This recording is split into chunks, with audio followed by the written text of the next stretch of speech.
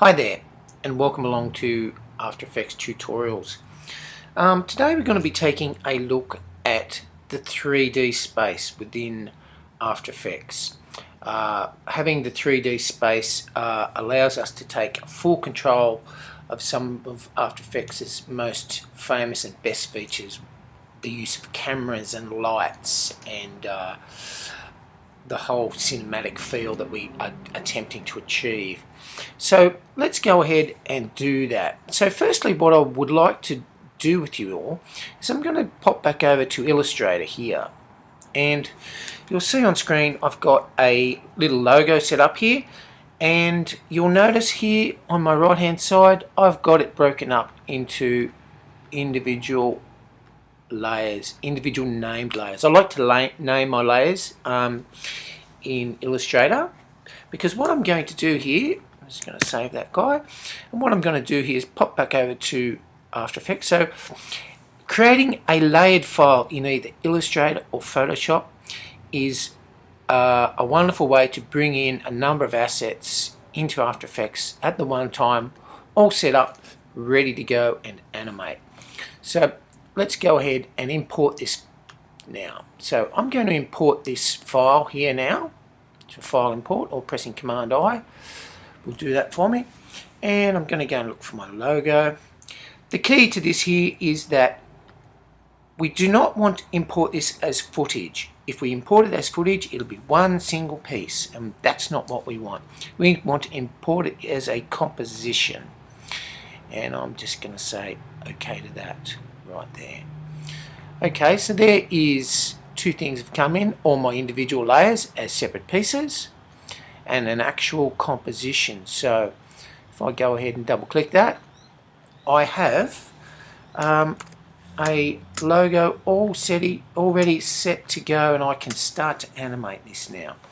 So up until now we've been animating or transforming things, and I'm just going to go with the wings for now, and you'll see that I have two numbers here. That's the X and your Y. So your X, think about that going across, X along the decks, and Y going up and down, or Y in the sky. That's the way I think of it anyway. So that's all good. I have, remember, at the bottom here we switch the toggles. After Effects has a heck of a lot of features, and sometimes they're a little hard to find. So it pays to click a few buttons and see what happens sometimes. So by clicking this, I can see that, yep, okay, this is what I'm after at this particular time. And I have this little cube thing here, this little cube guy, cube icon. So what I'm going to do by checking each of these is that will now be converting each of those layers, or those parts of those layers, into 3D transformable objects. So I'm now going to drop back down to my wing layer. And as you notice, it really did pay to order these layers. I can, of course, change the physical order of them at any point in time if I want, but that's for another time. So I'm going to drop down now, and now I see that I have three readings here, or three points of anchor. So I'm going to just have a look at what my file is doing here. And if I click on that file there, I can see that, if you can look closely here, I don't know if you can see that, but there's three X, Y and Z toggle switches. So by clicking this in and out, I can move those up and down along the Y or the Z. It's going to take it in and out. Well, this is actually not becoming bigger, actually. It's just coming forward in space. So that's the thing to remember. I'm not actually making that thing any physically bigger, although it does appear so. It's just coming forward in space. And your X along the deck, so that's moving across in space. Okay, so I'm going to come down. I've got my wings here. I've got my wings. I think I've got my wings. Yes, that's that. And I'm now going to rotate that. I can rotate that now across its X rotational sphere. So one thing I want to do before I do that is align my anchor point to the point where I want the rotation to occur. So think about if you're scaling from the bottom, it's going to scale up from the bottom, or scaling, if your anchor point's at the top, it's going to drag down from that top. So the tool to do that is the pan behind tool, or the letter Y on your keyboard. That allows me to drag this fellow here into a more appropriate position for me to rotate that, the wings in this case. So I'm going to say I'm happy with the anchor point of these wings now. It's right at the center because I want it to sort of rotate from there. And now I'm going to click a little keyframe here, the keyframe stopwatch, and that will rotate from there. So I'm going to go ahead a few seconds, 3 seconds to be in fact, and I'm going to click a diamond over here on the left hand side, and that's going to create a keyframe. So nothing's happening in between of these two frames, and I want that to rotate maybe twice within that time frame.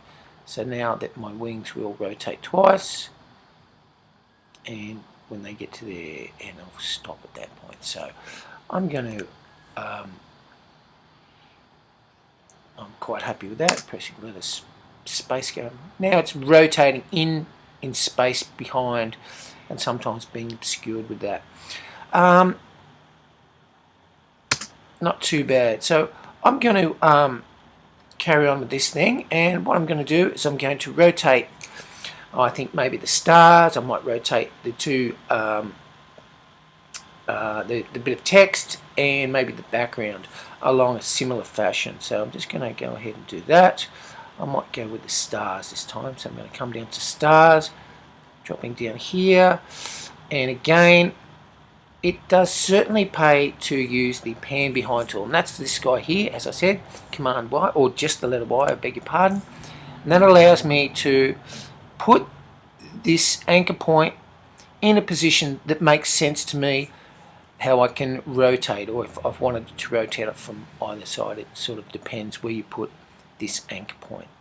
So I'm going to press the stopwatch again on the stars.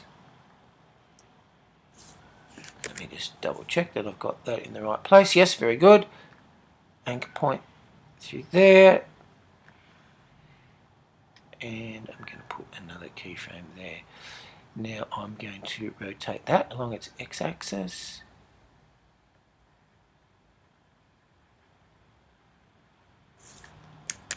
Perhaps I might just do 2 more for that as well. Or I could put -2 to go the other way. So let's see how that looks. I'm pressing space on my keyboard.